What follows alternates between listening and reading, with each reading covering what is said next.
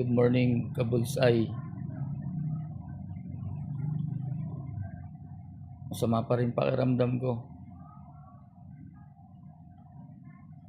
Salamat po sa suporta po ninyo. Sa mga followers ko po, mag-iingat po kayo palagi. Lalong-lalo na sa panahon ngayon na napakaraming taong sumasama. Maraming ginagamit si Satanas para ang pananampalataya natin sa Panginoon ay malihis at mapunta sa Kanya. Kaya mga kabulsay, ingatan po natin ang ating sarili, higit sa lahat ang pananampalataya po natin. Huwag po tayong magpapadala sa tukso. Napapansin po ninyo, pagulo ng pagulo ang ating bansang Pilipinas. Mula sa namumuno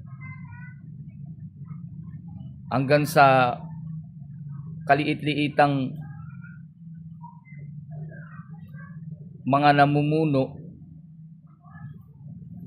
Sana ipanalangin natin na magkaisa po ang bansang Pilipinas, na magkaroon po ng sistema. Ipaglaban po natin ang ating soberanya. Huwag po tayong papayag na sakupin po tayo ng mga banyaga. Tayo po ay Pilipino. Maharlika. Ang dugong nananalantay po sa atin ay Pinoy.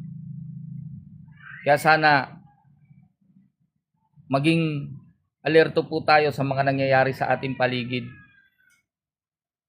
Huwag nating hahayaan ang ating mga anak na nag-iisa. Maging mapagmatsyag po tayo sa ating pamilya. Tulungan po natin ang mga ulila, mga babaeng bao. Kung tayo po ay naaawa, dapat samahan po natin ang gawa. Dahil sa paggawa, dun mo masasabi na naawa ka sa kapwa mo sapagkat ginawan mo siya ng mabuti. Kaya sana mga kabulsay, huwag po tayo mawawalan ng pag-asa.